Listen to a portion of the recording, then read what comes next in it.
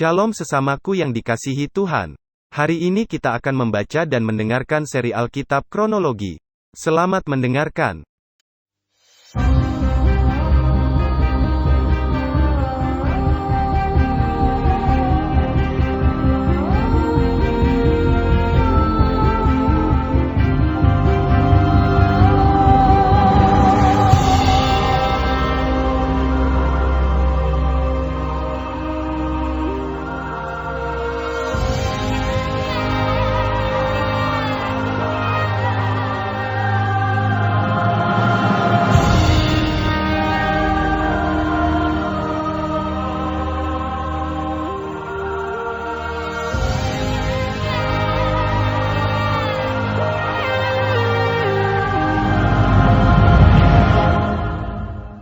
Kitab 1 Korintus dari Paulus, yang oleh kehendak Allah dipanggil menjadi Rasul Kristus Yesus, dan dari Sostenes, saudara kita, kepada jemaat Allah di Korintus, yaitu mereka yang dikuduskan dalam Kristus Yesus, dan yang dipanggil menjadi orang-orang kudus, dengan semua orang di segala tempat yang berseru kepada nama Tuhan kita Yesus Kristus, yaitu Tuhan mereka dan Tuhan kita.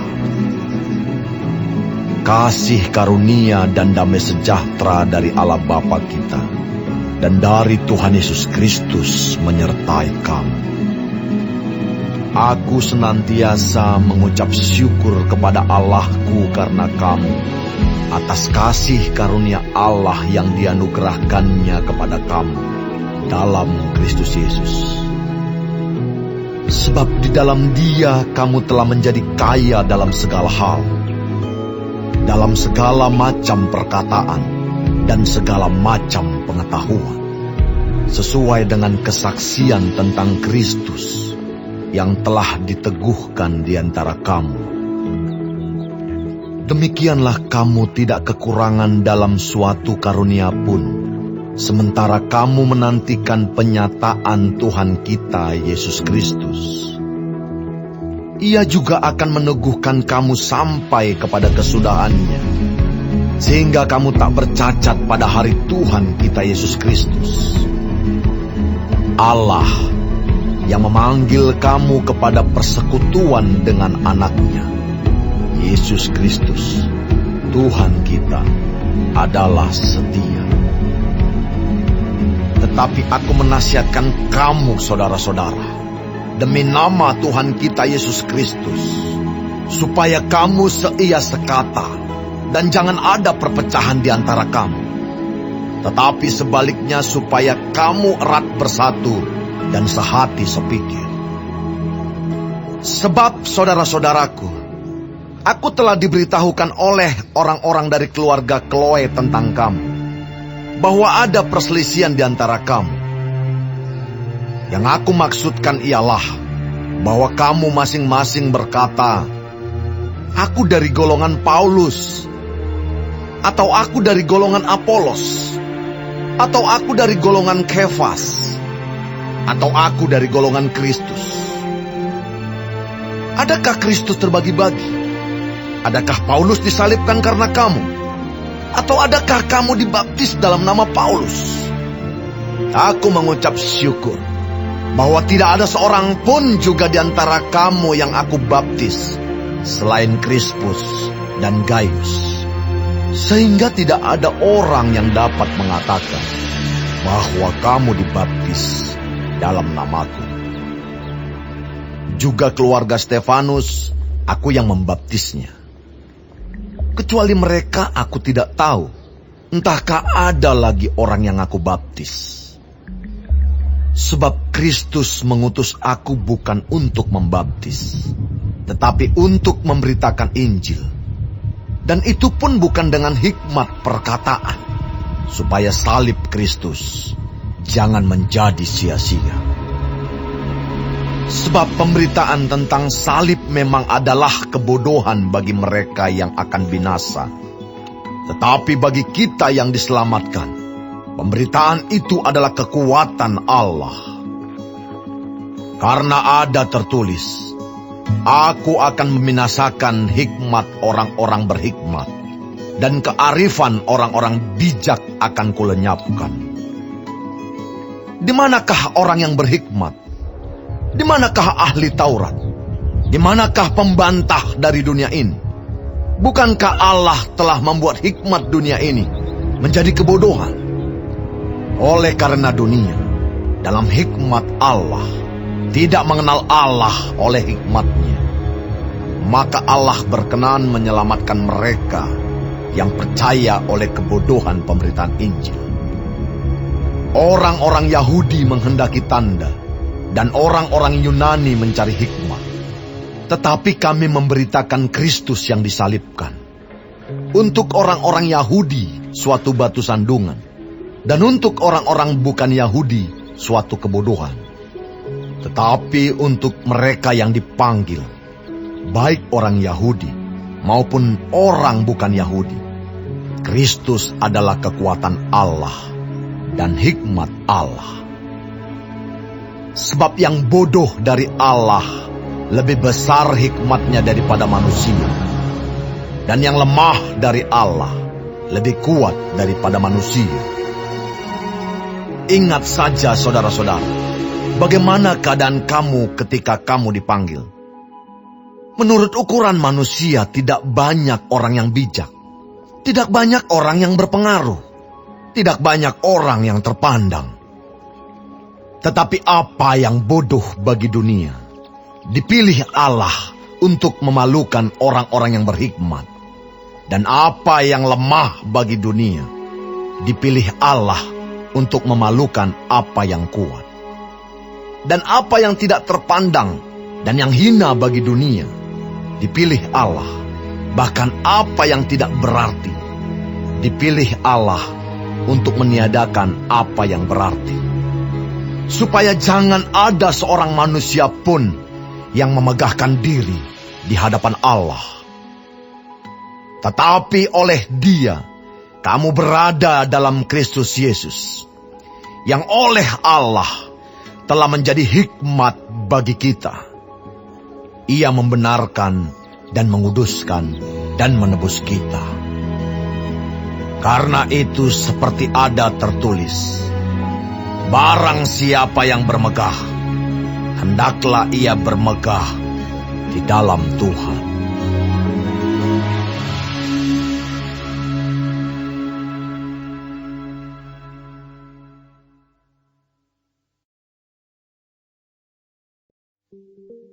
Demikianlah pula, ketika aku datang kepadamu, saudara-saudara, aku tidak datang dengan kata-kata yang indah atau dengan hikmat untuk menyampaikan kesaksian Allah kepada kamu.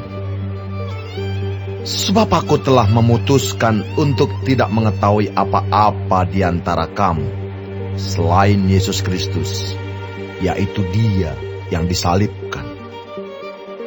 Aku juga telah datang kepadamu dalam kelemahan dan dengan sangat takut dan gentar.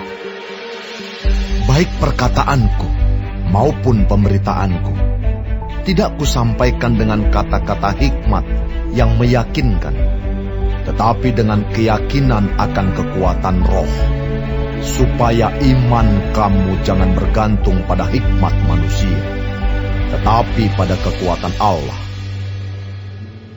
Sungguh pun demikian, kami memberitakan hikmat di kalangan mereka yang telah matang, yaitu hikmat yang bukan dari dunia ini, dan yang bukan dari penguasa-penguasa dunia ini, yaitu penguasa-penguasa yang akan ditiadakan.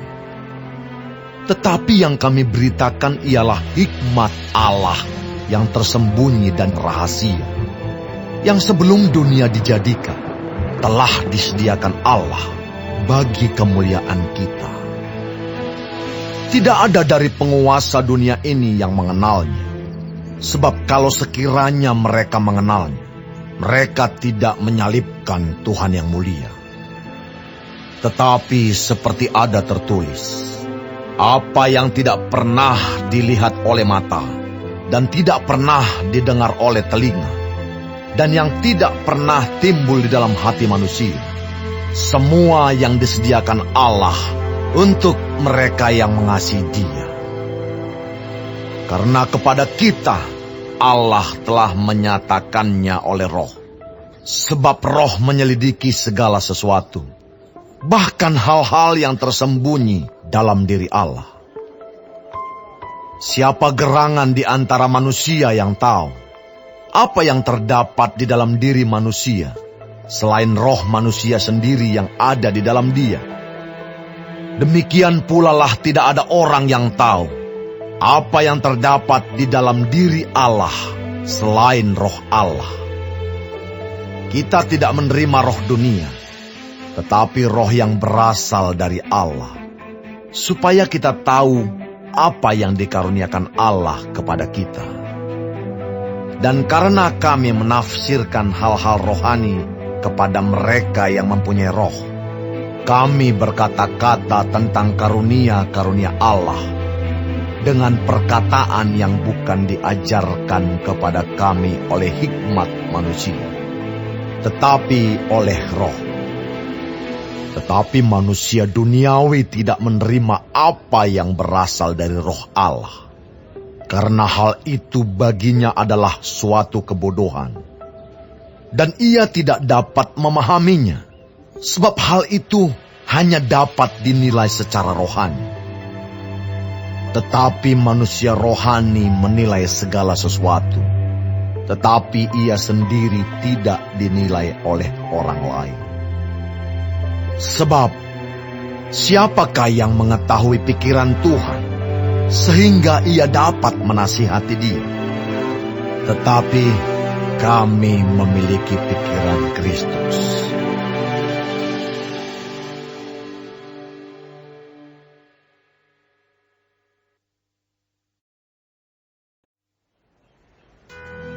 Dan aku, saudara-saudara, pada waktu itu tidak dapat berbicara dengan kamu seperti dengan manusia rohani, tetapi hanya dengan manusia duniawi yang belum dewasa dalam Kristus.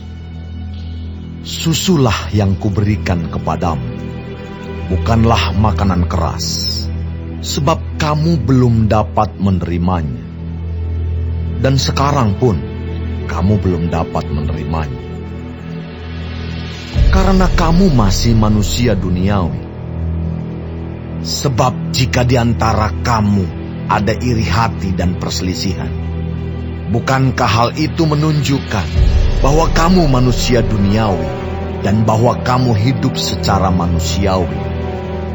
Karena jika yang seorang berkata, "Aku dari golongan Paulus," dan yang lain berkata, "Aku dari golongan Apolos," bukankah hal itu menunjukkan bahwa kamu manusia duniawi yang bukan rohani?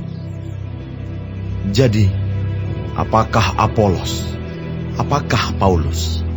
Pelayan-pelayan Tuhan yang olehnya kamu menjadi percaya, masing-masing menurut jalan yang diberikan Tuhan kepadanya. Aku menanam, Apolos menyiram, tetapi Allah yang memberi pertumbuhan.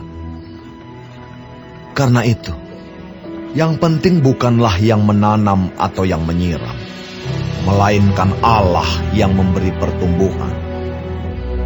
Baik yang menanam maupun yang menyiram adalah sama, dan masing-masing akan menerima upahnya sesuai dengan pekerjaannya sendiri. Karena kami adalah kawan sekerja Allah.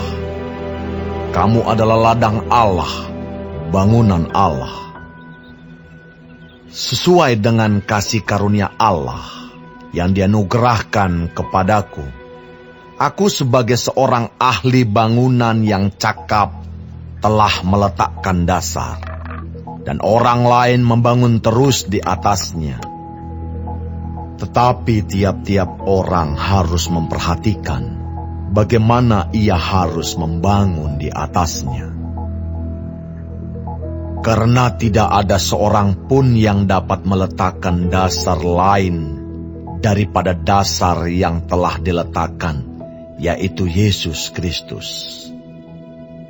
Entahkah orang membangun di atas dasar ini dengan emas, perak, batu permata, kayu, rumput kering atau jerami. Sekali kelak, pekerjaan masing-masing orang akan nampak. Karena hari Tuhan akan menyatakannya, sebab ia akan nampak dengan api, dan bagaimana pekerjaan masing-masing orang akan diuji oleh api itu.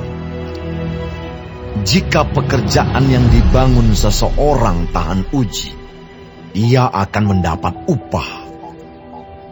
Jika pekerjaannya terbakar, ia akan menderita kerugian, tetapi ia sendiri akan diselamatkan, tetapi seperti dari dalam api. Tidak tahukah kamu bahwa kamu adalah bait Allah dan bahwa Roh Allah diam di dalam kamu? Jika ada orang yang membinasakan bait Allah, maka Allah akan membinasakan dia. Sebab bait Allah adalah kudus, dan bait Allah itu ialah kamu. Janganlah ada orang yang menipu dirinya sendiri. Jika ada di antara kamu yang menyangka dirinya berhikmat menurut dunia ini, biarlah ia menjadi bodoh, supaya ia berhikmat. Karena hikmat dunia ini adalah kebodohan bagi Allah. Sebab ada tertulis, ia yang menangkap orang berhikmat dalam kecerdikannya. Dan di tempat lain, Tuhan mengetahui rancangan-rancangan orang berhikmat. Sesungguhnya, semuanya sia-sia belaka. Karena itu, janganlah ada orang yang memegahkan dirinya atas manusia, sebab segala sesuatu adalah milikmu. Baik Paulus, Apolos, maupun Kefas, baik dunia, hidup, maupun mati, baik waktu sekarang, maupun waktu yang akan datang, semuanya kamu punya. Tetapi kamu adalah milik Kristus, dan Kristus adalah milik Allah.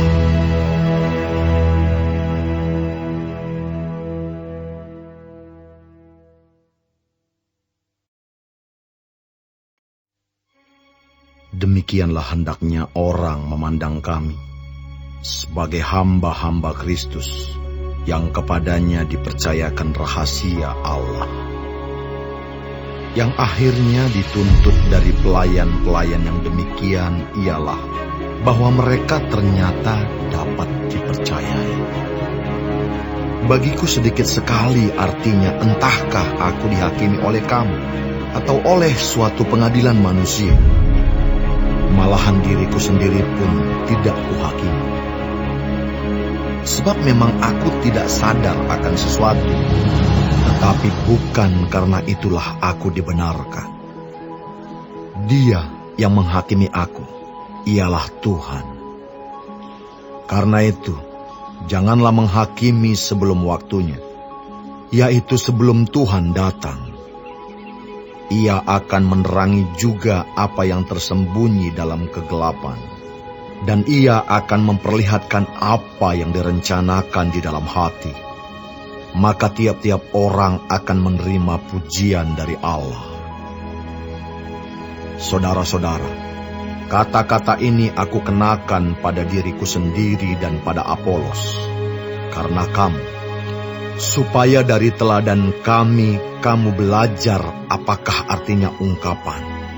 Jangan melampaui yang ada tertulis, supaya jangan ada di antara kamu yang menyombongkan diri dengan jalan mengutamakan yang satu daripada yang lain. Sebab siapakah yang menganggap engkau begitu penting? Dan apakah yang engkau punyai yang tidak engkau terima? Dan jika engkau memang menerimanya, mengapakah engkau memegahkan diri? seolah-olah engkau tidak menerimanya. Kamu telah kenyang, kamu telah menjadi kaya. Tanpa kami, kamu telah menjadi raja. Alangkah baiknya kalau benar demikian, bahwa kamu telah menjadi raja, sehingga kami pun turut menjadi raja dengan kamu. Sebab menurut pendapatku, Allah memberikan kepada kami, para rasul, tempat yang paling rendah, sama seperti orang-orang yang telah dijatuhi hukuman mati. Sebab kami telah menjadi tontonan bagi dunia, bagi malaikat-malaikat, dan bagi manusia. Kami bodoh oleh karena Kristus, tetapi kamu arif dalam Kristus. Kami lemah, tetapi kamu kuat. Kamu mulia, tetapi kami hina. Sampai pada saat ini kami lapar, haus, telanjang, dipukul, dan hidup mengembara. Kami melakukan pekerjaan tangan yang berat. Kalau kami dimaki, kami memberkati. Kalau kami dianiaya, kami sabar. Kalau kami difitnah, kami tetap menjawab dengan ramah. Kami telah menjadi sama dengan sampah dunia, sama dengan kotoran dari segala sesuatu, sampai pada saat ini. Hal ini kutuliskan bukan untuk memalukan kamu, tetapi untuk menegur kamu sebagai anak-anakku yang kukasihi. Sebab sekalipun kamu mempunyai beribu-ribu pendidik dalam Kristus, kamu tidak mempunyai banyak bapa. Karena akulah yang dalam Kristus Yesus telah menjadi bapamu oleh Injil yang kuberitakan kepadamu. Sebab itu aku menasihatkan kamu, turutilah teladanku. Justru itulah sebabnya aku mengirimkan kepadamu Timotius, yang adalah anakku yang kekasih dan yang setia dalam Tuhan. Ia akan memperingatkan kamu akan hidup yang kuturuti dalam Kristus Yesus, seperti yang kuajarkan di mana-mana dalam setiap jemaat. Tetapi ada beberapa orang yang menjadi sombong, karena mereka menyangka bahwa aku tidak akan datang lagi kepadamu. Tetapi aku akan segera datang kepadamu, kalau Tuhan menghendakinya.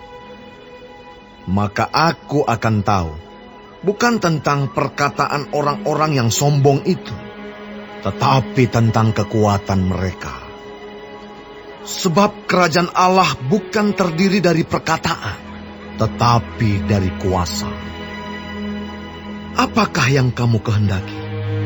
Haruskah aku datang kepadamu dengan cambuk, atau dengan kasih, dan dengan hati yang lemah lembut?